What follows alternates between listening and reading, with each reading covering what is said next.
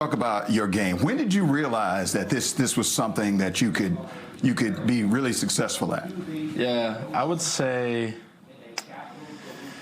started playing ball at 4, and I loved it. It was my thing. I played all other sports, and made sure that I love football by making sure that I played all the other sports, making sure it was for me. After all the other sports, I always came back to football. Now, another part of your journey is once you left Gonzaga, you went to Oklahoma, and you jumped onto the screen at Oklahoma. Those first couple of games, and everybody's like, wow, this guy is amazing. And then you ended up transferring to USC, and it was even better than what you did at Oklahoma because you own almost every record at USC. You won the Heisman Trophy in 1 year. Talk a little bit, though, about that journey, because a lot of people are like, the journey is hard and difficult, but you seem to make it look easy. You got even better during this journey. How's that possible?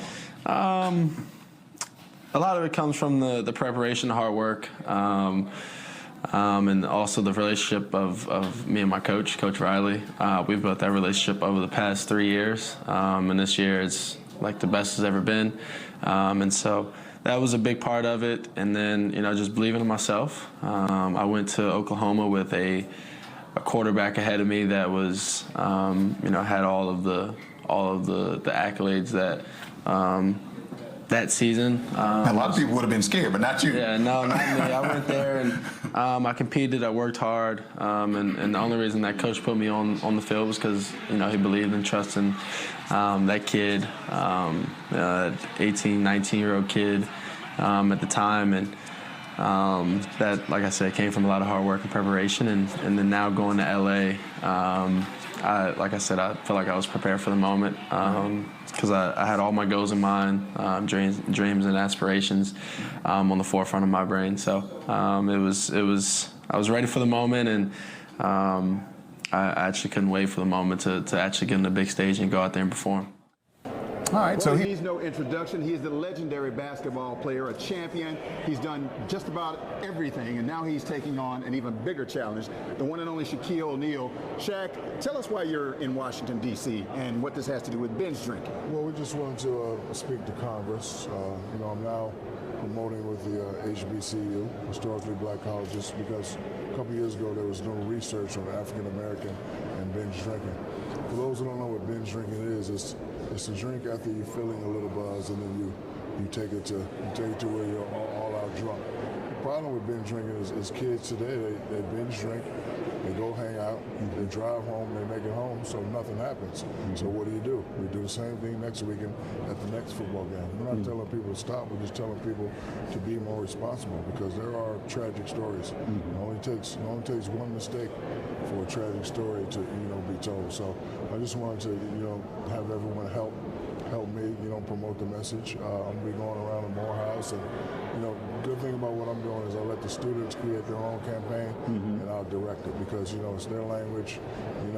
People drink for different reasons, whether it's peer pressure, whether it's grades, or they just want to have fun. So I'll let them produce their own spots, and I just direct the spots. And we urge you to just be more responsible and just be more conscious. Tell us why you decided to get involved in this. What about this got your attention to say, I want to do this, I want to get in front of this campaign? It's important, and I'm on YouTube all the time, and that's how the younger crowd communicates today. YouTube streams about 4 billion videos a day, so I have the unique gift to where people like me enough to listen to me. So I just wanted to be behind something positive. And I went to college. I understand the binge drinking language. I'm not up here trying to be a saint, but I was always very responsible and very conscious, because I knew if I took the extra drink and made a mistake, it could end my whole career. So people should have the same mentality and the same attitude, and I hope they will. The message you want to get out to anyone who sees this about binge drinking? Binge drinking is very dangerous. Like I said, it only takes one mistake for a tragic story to be told. I want people to be more conscious, more responsible. It's okay to have fun, but if you're going to have fun and have the extra fun, make sure the guy that's not having that much fun is the one that drives home. Okay. Shaquille O'Neal, thank you very much. I appreciate it. Wisdom Martin. You're going to name your kids Wisdom Martin? Yes, I am. Sure. All right. Thank you very much. Shaquille O'Neal. Thank you. Okay, cool. Right now, that means it is time to check in with our friend Tamron Hall. Good morning to you, Tam. Hey, Wisdom, good to see you. Good to see you as well. All right, so let's talk about this Fresh Prince reunion. You got Carlton and DJ Jazzy Jeff. I got Carlton because that's how I'm going to refer to him from now until the end of time. Rivera, yes. Karen Parsons, all of them, they're stopping by. We're doing just an homage to the Fresh Prince of Bel-Air. 30 years, Wisdom. That's when we fell in love with that show. Can you believe it? And now they have this big reunion special, and we've got some of the original cast. Always good to see you. All right, one more time. West Philadelphia. Born and raised on the playground is where I spend most of my days. Chilling in something on the neighborhood. Yeah. Yes. All outside the school. Everybody knows it. Good. Now everybody in the building is doing it. Wow. Tamron Hall, good to see you. All right. Take care. I'm going to practice. I'm going to learn every single word to this. I'm going to practice. All right. All right. See you, Tam. Bye. All right, just a reminder. It should have been a time when, Simone Biles and Gabby Douglas and everybody is exploding onto the scene, and then Larry Nassar, the things about him comes out, and then it's a whole bunch of negative talk. You think that actually hurt the sport? I think it helps the sport because it really shines the light on the truth that is out there in the sport. The culture has been very unhealthy when it gets to the higher level gymnasts. Back in the day, if you felt uncomfortable about a situation, or you felt uneasy, or you felt very fearful or anxiety, you did not have the comfortable environment to really speak out and speak your mind. You knew that if you did say something, that it was such a subjective sport, it was so political, that you would then be removed from a team. You would not qualify onto a team. So I think it's wonderful that everything has come to light. Number one, I'm very thankful that that monster is in jail for the rest of his life, that the survivors are speaking out and sharing their stories, and that those that have gone through emotional, physical, and also verbal abuse are able to speak out. And that's really why I'm building this academy. When people have asked me for so many decades if I would ever put my children in the sport of gymnastics, I would always say on stage or on TV, absolutely not. I said it was the environment for me, but I knew that was not the environment I wanted for my children. Now, as a mother of 4, I still have a deep love and passion for the sport, and I know it can be done in a positive environment, which is why I'm building the Dominique Dawes Gymnastics Academies. It's not going to just be this one in Clarksburg. I'm going to start in Clarksburg, and I'm going to move throughout Montgomery County, because Montgomery County has been so supportive of me throughout my career, and this is my way of giving back to the Montgomery County. It's time right now in today's Unconventional Wisdom. We get to know sports commentator and former NBA basketball player Kenny the Jet Smith. Now, last week, talk about fun. Now you're breaking it down. You're like the knowledge guy, because you're like, all right, this is what's happening here. This guy moves here, and this is what happens. Shaq does his thing. Ernie is like the guy in the middle, and then there's Charles Barkley. You guys sit right beside each other. I'm not even sure why I laughed. As soon as you said Charles and Shaq, I start laughing. But it's a lot of fun. We become part of the fabric of not only just basketball television, but just television in general. We become not a basketball show, but a TV show. Which one of them gets on your nerve the most, Chuck or Shaq? Probably Charles, and not because of the reasons you would expect. Charles is very OCD. If people don't know in the world, so he's constantly wiped. This is before the pandemic. Really? He's wiping things, picking things up, cleaning things, and so he's so annoying. He's like an auntie with a vacuum cleaner all the time. Just you got to lift your feet up all the time. You got to move around. But you mentioned in the intro about 1966, Texas Western, which is now University of Texas El Paso under Coach Dom Haskins. 5 black players started right here at Cole Fieldhouse. They played against Kentucky, Adolph Rupp, a powerhouse basketball team, the championship right here. Over 14,000 people here to watch the game, including Maryland legendary basketball coach Gary Williams. They made history. UTEP made history because they won that game. It was the first time 5 all-black players had started in an NCAA championship game, and they turned out to be the champions.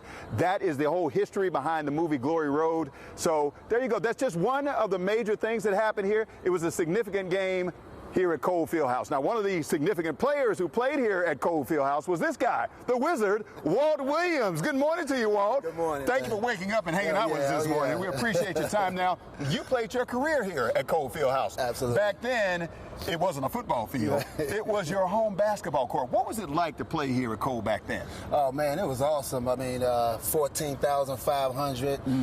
We would oftentimes sell out or have just about sold out. So we had great great fan support. I mean, it was awesome. The gym was hot. So it wasn't state of the art. No, It wasn't like it was that. a little dark in there.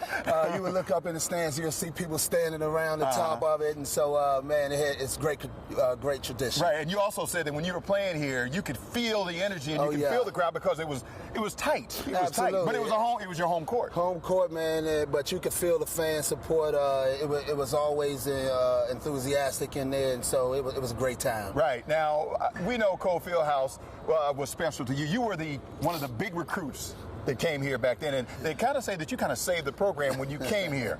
Is that a lot of responsibility for the Wizards? A lot of responsibility. I was just trying to play basketball. That's what you wanted, and you did a good job of that. So when you look around now and you see what Cole Fieldhouse has been transformed into, what do you think?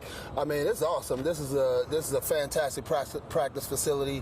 When you're talking about moving over to the Big Ten, most of those colleges, universities in the Big Ten have this type of facility. So we had to get to another level. And hopefully it can come over and it could benefit us on the football field. Right. All right. So we're almost out of time here. So where was the basketball court in here? Oh man, this probably was out there, right there. Somewhere. Which one of those spots right over there would you hit most of your jumpers? Wherever you pick a spot, it was good. It didn't matter. Didn't matter. As long as I crossed half court, it was on. When you were at half court, when you walk in the gym, you were in range. Absolutely. One of your coaches actually put his hands on a player and headbutted him, and then was verbal. This is it right here, verbally abusive. Right. And the question is, what's happening with this coach? Because a lot of people saying he should be suspended. It's in the house. It's in the house. We're going to do what we need to do. Right. It's just the intensity of the game. Right. It's not like the guy has a bad character or beating up kids or something like that. But my sons just scored 171 points, and both of them had triple doubles. Okay. Ain't nobody talking about the positive. Right. So you're looking for anything negative about the JBA. But check it out. It's not even negative because you don't see the boy respond differently. The coach is in an intense rivalry with the thing. Right. I'm not saying, okay, this guy, he's not swinging or nothing like that. He's just very intense, and it just happened at a bad moment. Right. You know, a part of the game. But it's nothing like sending guys to the military at 18. You don't think they cussing at that guy at 18 years old and send him over there to war? They're doing the same damn thing. But see, this is the JBA, and they say, well, let's see if we can knock LeVar down with this. That ain't going to stop me. Right. Now, I do have a question for you about this, though, because if I'm a dad, you're a dad. Your kid's older than my kids. But if this guy, if I saw this, I would be upset as a parent. Because not that the language, I don't care about the language, but see how he's putting his hands on him in the headbutt? Right. That would drive me crazy. Now, that would drive you crazy on the fact that if you don't know who this guy is, and you don't know who Dixon is. So if you don't have know what's going on with that, maybe that's the way he gets charged up. Right. He didn't come back at him. But every player usually knows what their coach is about. And he's a very intense young coach. Right. So you're going to get that. I'm not saying this is a good way to coach or nothing I understand. like that. Yeah. But as you see, the kid did not go crazy on him. You better keep your hands off me. But see, that's just part of the game. Right. But I'm not condoning this right here. But like I said, I don't have to tell everybody to make the league about this right here. Right. But you said you are going to handle whatever you need to do with this. I'm going to do what I need to do with Gotcha. that. Okay. Yes. Now, last question in regards to this, and then we got to move on. Yes. If a coach did this to one of your boys, I'll knock him out. You would knock him out. How's that? That's pretty direct to the point, because that's the response that I would have. Violence will be met with violence. Okay. Leave me alone. But so you wouldn't allow that. So if that parent was mad, I don't know who this kid's parents are, you would understand and you would say, this is inappropriate or whatever. This is inappropriate. Gotcha. Yes, most definitely. Okay. Like I said, I'm not tell people to dial in on that number. You know what? Maybe after this it'll be so big since you gracing me. So oh, blow Lord. up and then I could get I hope you blow up. You know what? I have blew up a lot of folks. Okay. Is that right? And then get no commission from it. If I blow up, I'm going to give you some commission. You will? Oh, absolutely. All I want is a wig and a pair of shoes. I got you covered. You get a wig and a pair of shoes. I blow up, you get a wig and a pair of shoes. We good. We are good to go. Now, my wig's expensive, honey. That's all right. If you blow up, I can get you one expensive wig. $2,500. At least for okay, one. Maybe how much for the shoes? $2,500 too. Okay, what was the other thing you said? The wig $2,500 Okay, too. all right, okay. You know I want a pair of red bottoms, honey. Well, thank you for coming on the show. You're gonna do good from this point forward. Thank you. No, you're gonna do really good. People are gonna want to hear your show. You know, you're gonna have to be a straight shooter though. Oh, absolutely. That's the only way you're gonna get a lot of viewers. I mean, people love to hate people like that. You know what I'm saying? And it's a good thing because they love to hate you. Your pockets grow. Okay. Okay, I'm ready for my pockets to grow. Yeah, just be on here telling you like it. ISE. Okay. All right. And people gonna be like, I can't stand him. Let me call in. Let me tell you something. And that's gonna be the best thing ever. Right. The phone gonna just be blowing out. You be like, And that's well, fine. honey. They can hate. They can call. As That's long as right. my pockets are growing. And you tell them like it is. Be Tell it honest. like it is. Absolutely. And be straightforward, honey. Call me, y'all. Thank you. Go to Nene Book Lee. Nene Don't let me anytime hang. you want Don't to, let me and go hang. to swagboutiqueonline.com. Ooh. Thank you. I got you. I ain't gonna let you fall. What I ain't kind gonna of let you chat fall. is this? Yeah. We need to put that in the budget too. Thank you, Nene Lee. Thank you. Where are you from? Where were you born? Macomb, Mississippi. Oh my gosh, here we go. You know what? Mississippi has all these small towns. You be like, yeah, guys, let's go near. What about Lake Terre? I'm from Macomb, but I do know Jackson. My dad went to Jackson State University. Oh my God. My mama went to Southern. Okay. The Jackson State University, proud of love. All right. That's what I'm talking about. Q? No. My dad was a Q. Oh, so is my dad. Delta. See, so me being a part of the new family, we all can relate. I can't wait till Fridays come. As a result, you're going to stay for the rest of the show, right? Absolutely. You will? I'm here. That's what's I'm up. setting up for my show on Fridays. Of course, I'm in the family, whatever you need. Okay. All right. We're going to do this.